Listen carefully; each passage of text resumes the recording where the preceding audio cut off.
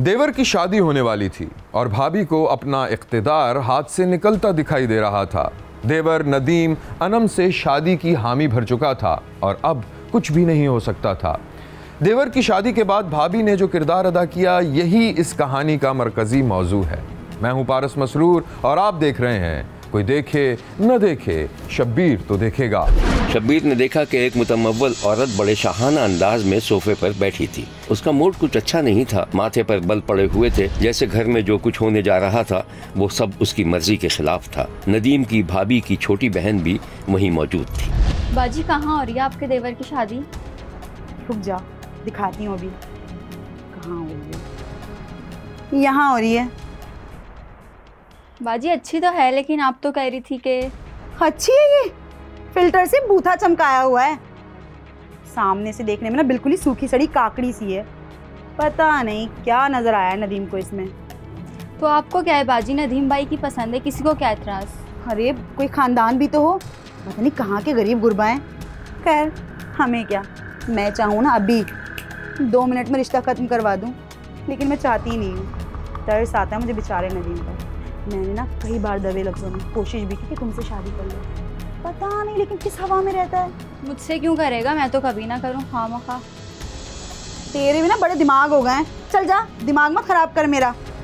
अच्छा सुन, वो नई फिल्म कौन सी आई जिसकी बड़ी चर्चा चल रही है? कौन सी है वो? मुझे नहीं पता, मैं तो जा रही हूँ। हाँ हाँ चल जा यहाँ से। पता नहीं किस बात के नखरे हैं। मैं यहाँ लगी पड़ी हूँ कि नदीम की शादी इससे करवा दूँ, इसकी तो मिजाज ही नहीं मिल रहा है। नदीम और अनम की शादी हो गई थी। नदीम के 2 छोटे बच्चे थे, जबकि भाभी के बच्चे बड़े थे। बच्चों के दरमियान आए रोज धमा चौकड़ी हुआ करती थी और कभी कभी भाभी अपनी देवरानी के बच्चों को पीट भी देती थी। शब्बीर ने देखा कि अनम का 5 साला बच्चा हाथ में बॉल लिए भाग रहा था और उसके पीछे उसके ताया का बड़ा बेटा दौड़ रहा था। बोल तो मेरी। नहीं मेरी बोलो, बोल तो मेरी। अम्मी दे दो, भाई बॉल नहीं दे रहा। अरे अरे छोटा है वो, उसे लेने दो बॉल। चाची मेरी बोले। अरे उसका हाथ तो छोड़ो, उसका हाथ तोड़ोगे क्या? ये लो पकड़ो अपनी बॉल और जाओ यहाँ से, चलो। तुम्हें कितनी बार मना किया ना उसके साथ मत खेला करो। मम्मी ये मेरी चीजें ले रहा था। आज के बाद जरूरत नहीं उसके साथ खेलने की। इंतहा से भी ज्यादा बदतमीज बच्चा है, पता नहीं क्या क्या सीखता है अपनी माँ से। देवरानी की लान तान सुनकर अनम की भाभी तनतनाती हुई वहाँ आ गई। क्या क्या कहा तुमने? मेरे बेटे को बदतमीज कह रही हो? और तू इधर आ, यहाँ पे आ। मेरे बेटे को बदतमीज कह रही हो? हाँ तो बदतमीज है तो बदतमीज ही कहूंगी ना। जब देखो बच्चों के साथ मारपीट। देखो खबरदार, बहुत सुन ली तुम्हारी बकवास मैंने, अपने औकात में रहो। अब अगर अपने सड़े मुंह से मेरे बेटे के लिए एक अल्फाज भी गलत निकालो ना, मुंह तोड़ दूंगी तुम्हारा मैं। पता नहीं किस जंगल से नदीम उठाकर ले और हमारे सर पे बिठा दिया। जिस खानदान से मैं आई हूँ ना, उस खानदान में आप जैसी मासियां काम करती हैं। और बाय द वे, जंगल से मुझे नहीं लाया गया, आपको भाई साहब उठाकर लाए किसी जंगल से। अपनी बकवास बंद करो, बहुत सुन ली तुम्हारी मच मैंने। हाँ नहीं तो तुम्हारे शौहर को पूछती हूँ उससे। मेरी बेइज्जती करवाने लेकर आए क्या तुम्हें यहाँ पर? अरे जाएं जाएं, जिसे शिकायत लगानी है लगाएं। याद रखिएगा, आज के बाद अगर आपके बेटे ने मेरे बेटे को हाथ लगाया ना, तो हाथ तोड़ दूंगी मैं उसके, समझिए आप? क्या? चलो हाथ तोड़ दोगी? हाथ तो लगा के दिखाओ, मुंह नोच लूंगी तुम्हारा मैं। बढ़िया ही मेरे बेटे का हाथ तोड़ने वाली बदतमीज औरत। और तू क्यों खेलता है उसके साथ? चल यहाँ से। अनम बच्चे को घसीटकर कमरे में ले गई, कमरा बंद कर लिया और उसकी भाभी दरवाजे पर खड़ी बड़बड़ाती रही। अब भाभी ने अपने देवर के कान भरना शुरू कर दिए और आहिस्ता आहिस्ता अनम का शौहर भी अपनी बीवी से बेजार रहने लगा। शब्बीर ने देखा कि अनम, उसका शौहर और भाभी डाइनिंग टेबल पर खाना खा रहे थे। लो। अरे भाभी, ये बिरयानी आपने बनाई है? अरे जाहिर सी बात है, इतने मजे की बिरयानी मेरे अलावा घर में भला और कोई भी बना सकता है क्या? हाँ, इसका जायका बता रहा कि आपके अलावा कोई नहीं बना सकता। हाँ, जैसे मुझे तो कुछ भी बनाना ही नहीं आता है ना। हाँ तो इसमें झूठ क्या है? तुम कभी नमक तेज कर देती हो तो कभी मिर्चें। तो ठीक है, आज के बाद आप इनके ही हाथ का बना हुआ खाइए। अरे अनम, क्या हो गया भाई? हंसी मजाक भी कोई चीज़ है? तुम तो सीरियस हो गई। भाभी, इस घर में जो खेल खेला जा रहा है ना, मुझे सब पता है। लो भाई, खेल खेला जा रहा है, सुन लिया देवर जी? इनका कहना है कि खेल खेला जा रहा है, तो अब अपनी बेगम से ये भी पूछ लें कि कौन सा खेल खेला जा रहा है। क्या कह रही है? दिमाग तो ठीक है तुम्हारा? हाँ, पागल हो गई हूँ मैं। बात सुनिए, खाना खाकर ना कमरे में आने की जरूरत नहीं है आपको। अनम उठकर चली गई और नदीम और उसकी भाभी एक दूसरे का मुंह तकने लगे। देख लिया, कर लो अपनी और मनमानी। मैंने तो पहले ही कहा था कि ये औरत तुम्हारे काबिल है ही नहीं, लेकिन नहीं, तुम्हें तो अपनी मर्जी करनी है। देख लो अपनी मर्जी। उस वक्त तो फुल मजनू बने फिर रहे थे, प्यार का भूत जो सवार था सर पे। भुग तो अब मुझे तो डर लगता है किसी दिन भी कुछ भी इल्जाम लगा सकती है ये। खुदा के वास्ते भाई, इस पागल का हाथ पकड़ो, कहीं और लेके जाओ, पागल कर देगी हमें भी। अरे भाभी, इसकी इतनी मजाल, मैं अभी इसका दिमाग ठीक करता हूँ। सारा खाना खराब कर दिया। छोड़ो ना, तुम क्यों पागल के चक्कर में मूड ऑफ कर रहे हो? प्लेट साफ करो, उसके बाद जाना। भूख मर गई है भाभी। अरे नदीम, यहाँ लेते हैं एक छोटा सा ब्रेक। कहीं जाइएगा नहीं, हमारे साथ रहिएगा, क्योंकि कोई देखे न देखे, शब्बीर तो देखेगा। भाभी को मुबैना तौर पर खदशा था कि कहीं उसकी देवरानी देवर भाभी पर कोई शर्मनाक इल्ज़ाम न लगा दे।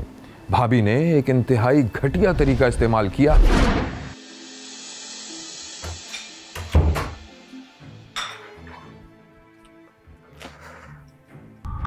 अरे नदीम, वो मुझे ना तुमसे कुछ बात करनी थी। अच्छा ये छोड़ो, पहले बताओ कि अनम आ जाएगी? इसमें कोई शक नहीं है, आप बताएं मुझे। अच्छा देखो, तुम्हें तो पता है ना कि मैं तुम्हें अपने छोटे भाइयों की तरह समझती हूँ और तुम्हारा कितना ख्याल रखती हूँ। हाँ, इसमें कोई शक नहीं है, आप बोले। पता नहीं मुझे तुमसे ये बात कहनी भी चाहिए या नहीं, लेकिन तुम ना एक काम किया करो, अनम पे ना थोड़ी सी नज़र रखा करो। नज़र रखूँ मतलब? मुझे लगता है कि वो तुम्हारी गैर मौजूदगी में कोई आता है? अरे नहीं भाई, तुम हर बात का उल्टा सीधा मतलब निकाल लेते हो। मैं तो ये कहना चाह रही हूँ कि शायद, हाँ शायद उसकी ज़िंदगी में तुम्हारे अलावा कोई और मर्द भी है। भाभी अब खुल के बात कीजिए प्लीज़।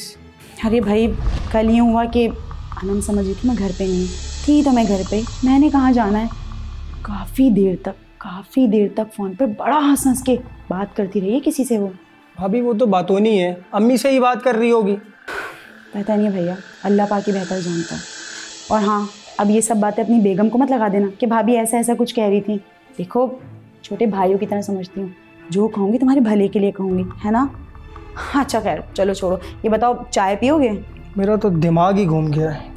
अरे छोड़ो ना, मत सोचो, मेरे हाथ की चाय पियो, सब ठीक हो जाएगा। हाँ, चाय तो आप बहुत अच्छी बनाती है, ले चाय। अभी लाती हूँ। थोड़ी देर में भाभी निहायत निफासत से चाय लेकर आई तो देवर को देखकर ठिठक गई। चाय?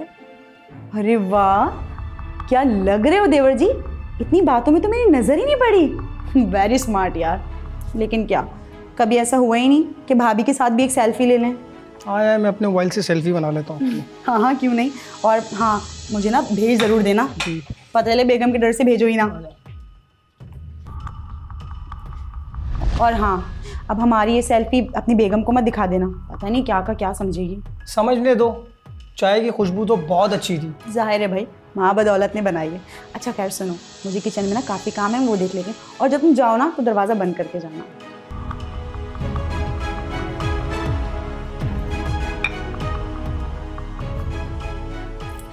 देवर ने सेल्फी भाभी को भेजकर अपने फोन से डिलीट कर दी थी, लेकिन भाभी ने जो कुछ किया वो बहुत खतरनाक था।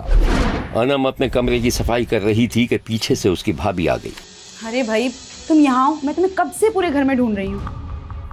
अरे भाभी, बच्चे कमरा इतना गंदा कर देते हैं, मैं सफाई कर रही थी बस। अच्छा वो क्या कहने आई थी, समझ में नहीं आ रहा। हाँ, मेरे बेटे की परसों बर्थडे है, याद है ना? अरे हाँ हाँ भाभी, याद है। अच्छा क्या पहनोगी? मैं सोची थी कि क्यों ना हम दोनों सेम ड्रेसिंग करें, क्या ख्याल है? नहीं भाभी, आपकी मर्जी, आप जो मर्जी पहने, मुझे ज़्यादा बनने संवरने का शौक नहीं है। यही तो तुम्हारी गलत हरकत है। जब देखो मैली कुचैली ही रहती हो, फिर कहती हो कि शौहर लिफ्ट नहीं कराता। अरे भाई, तुम्हें इतना स्मार्ट और हैंडसम शौहर मिला है। तुम्हें पता है, कल मौसूफ कहीं जा रहे थे यार, क्या ड्रेसिंग की हुई थी नदीम ने। मैंने तो फ़ौरन ही सेल्फी की फरमाइश कर ली। दिखाऊं? अभी दिखाती हूँ।